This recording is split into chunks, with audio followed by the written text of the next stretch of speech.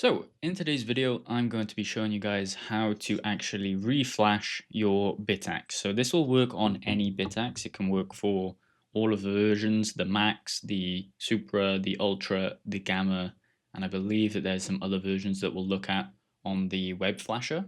So basically, the reason that we would want to do this is if you have some sort of problem with your Bitaxe.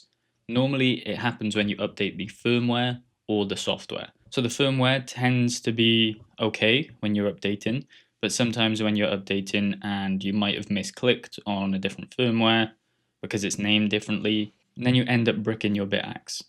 This tends to happen when you see on the screen, it normally is going to go black and the fans are just going to spin up on their own.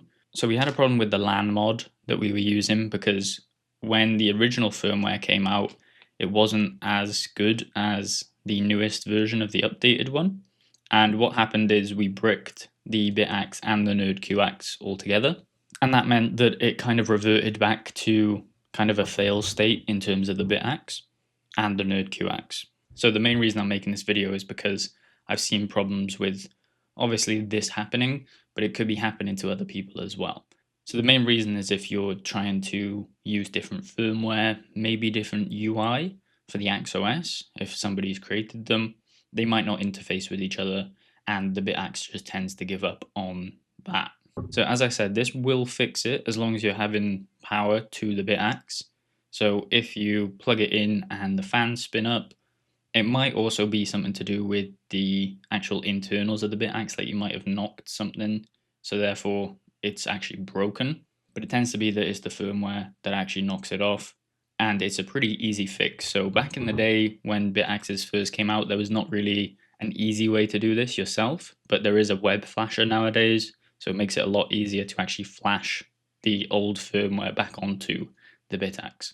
So there's a couple things you need to do. Firstly, you need to get your Bitaxe, which is not actually working currently, and you need to plug that in.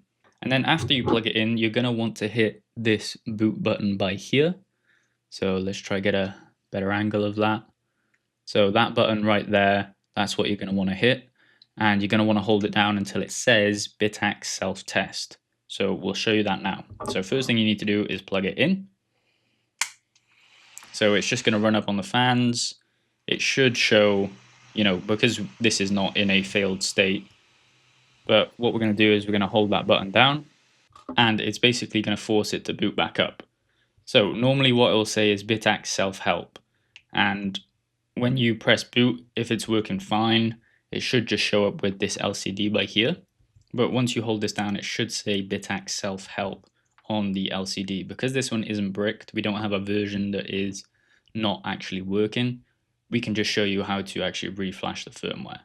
So we hold down the boot button and then for maybe 2 or 3 seconds release it, and it should say Bitaxe self-help on the dashboard. So that's how you know you can revert it back to the firmware and it was a problem with the firmware. If it doesn't say that, it's probably an internal problem with the actual Bitaxe, like some of the components are actually damaged. So once this is plugged in, you're going to need a USB-C type cable to actually plug into here. And that is going to allow us to connect the Bitaxe to our device. So we're using a computer, we just plug one end into the computer and the other end into there, and then it's going to recognize the device. So we have a cable right here, which is USB-C. All we do is plug that in, and then we'll show you on the computer how that actually looks in terms of where you need to go and what it looks like on the screen. So if you plug that in there, so now it's going to be in a state once you plug that in of basically connected to your computer, and you'll have to find it on your dashboard. So let's head over to the computer and show you how to actually connect the Bitaxe into your computer. So this is just a quick video. This is what it should say in terms of the Bitaxe self-help. If you see on the LCD in there, that is how you know you've got it into boot mode. So once you have it in boot mode, that's when you're going to want to plug in the USB-C, and it should actually recognize the device on your web flasher, but we'll show you how to get that up on the website right now. But this is just an example because we couldn't show you it actually not working because we don't have a bricked Bitaxe anymore. I'm just going to show you this screen. So that's what it should look like when you press the boot button. It shouldn't say any of this text down by here. It should only say Bitaxe self-test. Okay, so once you're on the internet and you have your Bitaxe plugged into your computer or your device, you are going to want to come to the Bitaxe web flasher. So I'll leave a link for this in the description. And it's basically a way to flash any firmware onto any device that you have around here that is in the Bitaxe family. And it's actually a really useful tool because previously you would have to actually do it yourself and load it all up onto there. Instead, you can actually just flash it directly. So it's going to create a link to your Bitaxe, and then you can actually connect that into and flash the firmware. So once it's in boot mode, like we showed on the Bitaxe self-test, you want to click connect, and it should show up here. So USB, JTAG, serial debug, and then it should say paired, and you want to click on that and connect it. Next step is going to be selecting your device. So these are all of the miners that you can reflash onto here. So you have the Max, the Ultra, Supra, Gamma, Ultra Hex, Nerd Miner, and Nerd NOS. So we have a Gamma, so we're going to select that. And then it's also going to ask for your board version. So there is two versions. You can see it clearly on the board. It's going to be the number above the Bitaxe logo. It's either going to be 601 or 602. So today we're using a 601. And then you can actually select the firmware. So I believe that these are older versions of the firmware, but it doesn't really matter. You can then go in and update them after the fact, but it's just to reset or factory reset your Bitaxe to the previous version. So what this is going to do is it's also going to take it all the way back to your Wi-Fi login. So it's not going to remember your Wi-Fi, it's not going to remember your pool address either. It's just going to fully factory reset it down to you putting in your Wi-Fi SSD and password again.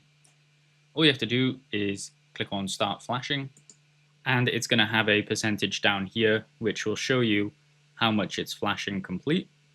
So you got to wait until this is 100%. So once it's completed, it will actually restart the device. And this is the tricky part. In the video that we showed, it needs to show it needs to prompt the reset button that we actually showed in the video, in the small clip before this. So what's going to happen is it's going to say Bitaxe self-test. Once this is restarted, it should show Bitaxe self-test.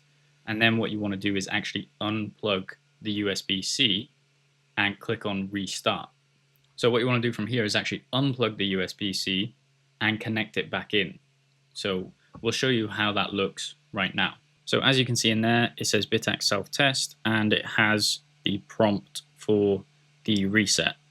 So you actually have to unplug the USB-C first, otherwise it's going to go back into the reset state.